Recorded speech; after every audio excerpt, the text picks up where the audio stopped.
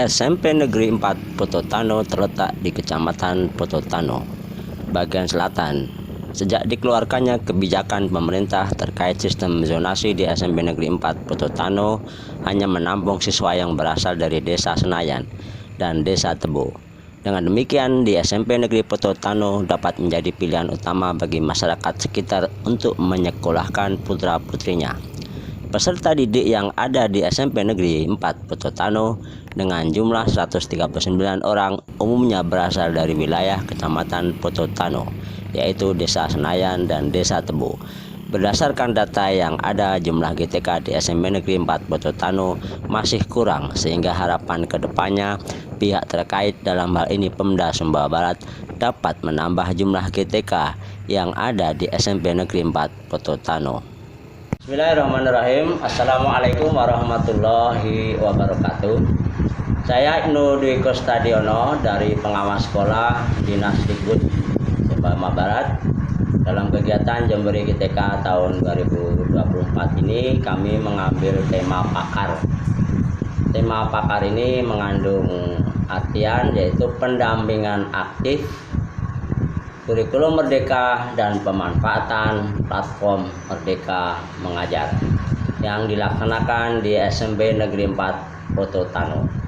Kami mengambil tema pakar dengan alasan tema ini mendorong pengembangan keterampilan guru dalam menggunakan teknologi dan strategi pembelajaran yang lebih relevan untuk menggunakannya pada saat siswa membutuhkan saat ini.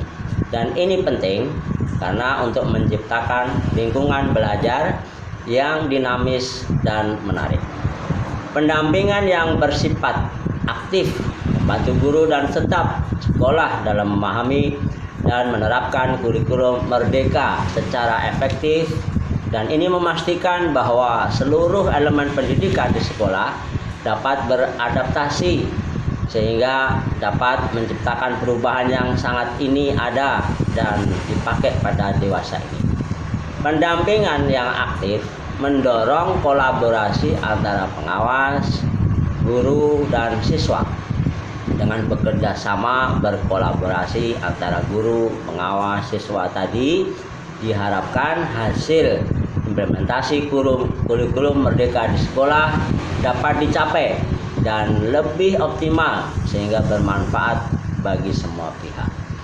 Melalui tema pakar yang dilaksanakan di SMP Negeri 4 Pototano akan menunjukkan komitmennya untuk meningkatkan pendidikan yang berkualitas, yang relevan, dan berkelanjutan bagi seluruh siswa, karena sesuai dengan keinginan bersama dalam kurikulum merdeka adalah untuk kebutuhan siswa.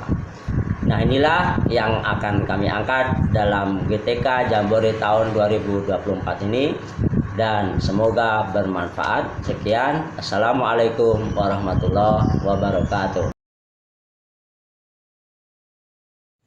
Pada kegiatan pakar sebelum melakukan pendampingan, kami bertemu dengan Bapak Kepala Sekolah untuk menanyakan sejauh mana pemahaman Bapak Ibu Guru mengenai tujuan dan prinsip dasar kurikulum merdeka, dan sejauh mana kurikulum merdeka telah diintegrasikan ke dalam proses pembelajaran di sekolah ini. Kemudian juga kami menanyakan seberapa sering guru-guru di sekolah ini menggunakan platform Merdeka Mengajar dalam kegiatan pembelajaran. Dan juga kami berdiskusi kepada Bapak Kepala apa kendala utama yang dihadapi dalam pemanfaatan platform Merdeka Mengajar.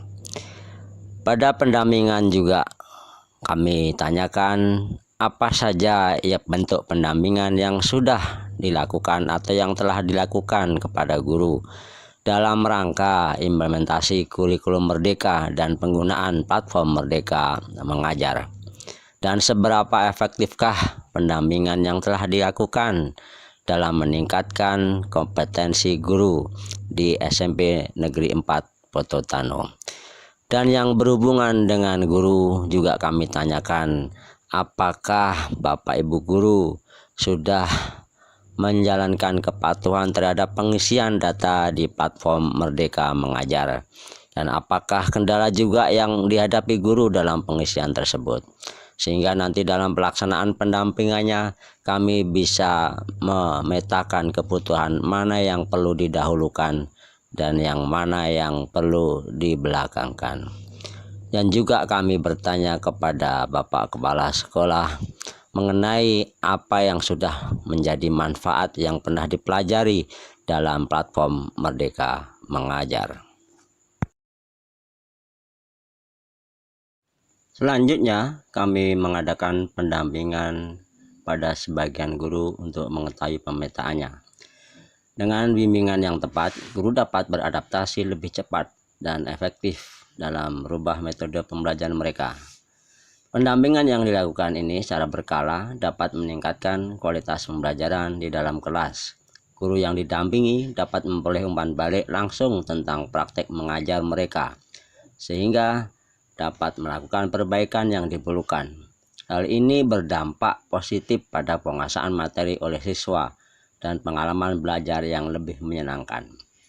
Kemudian juga kami mengamati di dalam pengerjaan pengisian kinerja yang dilakukan di platform Merdeka Mengajar yang oleh guru sudah disediakan. Namun tanpa pendampingan yang memadai, guru mungkin kesulitan dalam memanfaatkan platform ini secara optimal.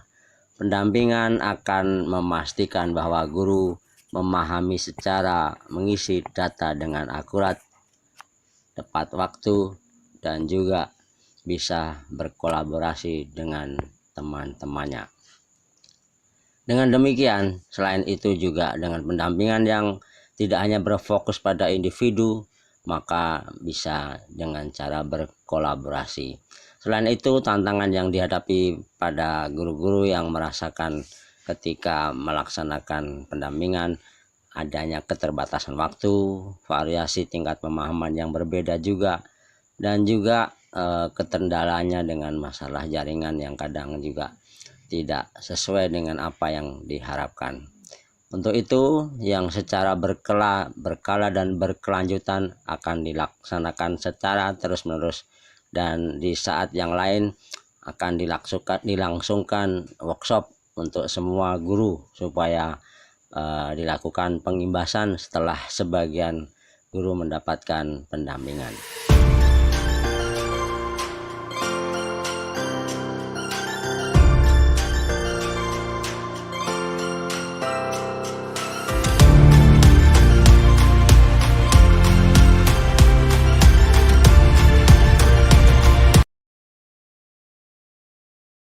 Bismillahirrahmanirrahim. Assalamualaikum warahmatullahi wabarakatuh. Kami sangat mengapresiasi pendampingan hari ini, dan dengan adanya pakar ini kami mendapatkan ilmu dan wawasan yang baru terkait dengan implementasi kurikulum Merdeka. Nah, dengan pemanfaatan platform Merdeka Mengajar, kami sangat terbantu sekali di dalam melaksanakan tugas kami sebagai seorang pendidik untuk menemani peserta didik kami. Dan kami ucapkan terima kasih atas pendampingannya. Sekian, Assalamualaikum warahmatullahi wabarakatuh. Assalamualaikum warahmatullahi wabarakatuh. Perkenalkan, nama saya Sudarti SPD. Saya dari SMP Negeri 4 Pototano. Dalam kegiatan pendampingan ini sangat bermanfaat bagi pengembangan profesional saya sebagai guru. Melalui pakar, saya belajar banyak hal tentang metode pengajaran yang inovatif dan bagaimana memanfaatkan teknologi dalam pembelajaran di kelas. Siswa-siswa saya semakin antusias dan aktif dalam proses pembelajaran. Semoga program ini kedepannya terus berlanjut. Sekian, terima kasih. Wassalamualaikum warahmatullahi wabarakatuh. Assalamualaikum warahmatullahi wabarakatuh. Perkenalkan, nama saya Analisa kelas 8A dari SMPN 4 Pototano. Saya merasa senang dengan perubahan pembelajaran di sekolah ini. Dengan adanya pendampingan ini, kami lebih banyak melakukan kegiatan praktis dan menggunakan teknologi. Pembelajaran jadi lebih menarik dan saya lebih mudah memahami materi. Terima kasih kepada semua yang terlibat dalam program.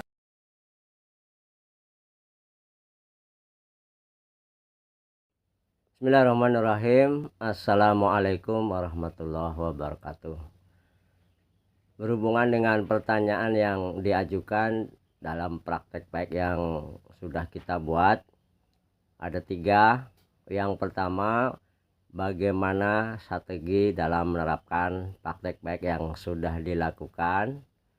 Kemudian yang kedua, sosialisasi, bagaimana cara mensosialisasikan praktek baik yang dilakukan supaya bisa berimbas pada sekolah yang lain. Dan yang ketiga, apa tantangan yang sangat besar yang dihadapi. Baiklah, yang pertama, bagaimana strategi praktek baik yang saya lakukan? Itu ada beberapa. Yang pertama, harus membuat dokumentasinya dulu. Dokumentasi dari praktek baik ini berupa laporan, brosur, catatan. Kemudian kita buat pelatihan di sekolah binaan tersebut. Dan yang ketiga, kita sering berkunjung atau bersilaturahmi kepada sekolah-sekolah binaan yang kita berikan praktek baik. Kemudian jangan lupa kita juga tanamkan perkembangan ilmu teknologi pada saat ini, ya. Bisa berupa webinar, program online maupun offline, tapi dengan memanfaatkan digital yang ada. Dan jangan lupa harus ada saling berkolaborasi dengan stakeholder yang ada di sekolah tersebut. Setelah itu harus juga kita mengadakan umpan balik dan refleksi tindak lanjut dari apa yang sudah kita lakukan. Dengan demikian, apabila kita sudah melakukan hal tersebut, maka akan ada balasan dari pihak yang kita lakukan kunjungan tersebut dengan melaksanakan praktek baik. Kemudian yang kedua, sosialisasinya. Bagaimana cara mensosialisasikannya dengan praktek tersebut? Ya bagus, itu dalam kunjungan kita harus adakan rapat guru, kemudian diskusi dengan kepala sekolahnya juga pas pertemuan itu. Sekaligus kita jadwalkan workshop dan pelatihan, ya. Itu bagaimana jadwalnya. Kemudian kita kalau perlu kita sebar lewat website atau media sosial, ya. Kemudian dibuatlah suatu kegiatan supaya terjalan dengan baik apa yang akan kita lakukan. Jadi bisa melalui media sosial juga. Nah, selain itu juga bisa pakai brosur,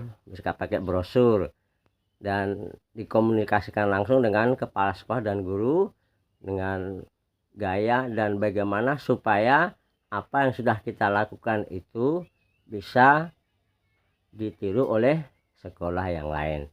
Dan yang terakhir, tantangan yang terbesar yang saya hadapi dalam melaksanakan dan supaya diikuti yang lain itu adalah pertama, terhadap metode atau kerja yang saya lakukan itu banyak yang mungkin masih belum siap. Itu tantangan terbesar, ya, karena merasa hal yang baru. Nah, kemudian yang kedua, kurangnya dari sumber daya manusia tersebut, maka kita perlu melakukan pelatihan, workshop, dan sebagaimana mestinya. Dan jangan lupa di sekolah harus ada sedia sarana dan prasarana yang memadai, misalkan wifi, misalkan laptop yang bisa digunakan selama kita mengadakan kunjungan, kemudian kita mengadakan pelatihan atau bimbingan teknis pada saat kita kunjungan.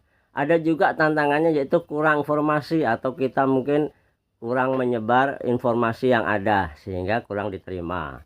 Dan kemudian waktunya juga kadang berkunjung ke banyak sekolah binaan yang jauh-jauh jaraknya sehingga waktunya terbatas.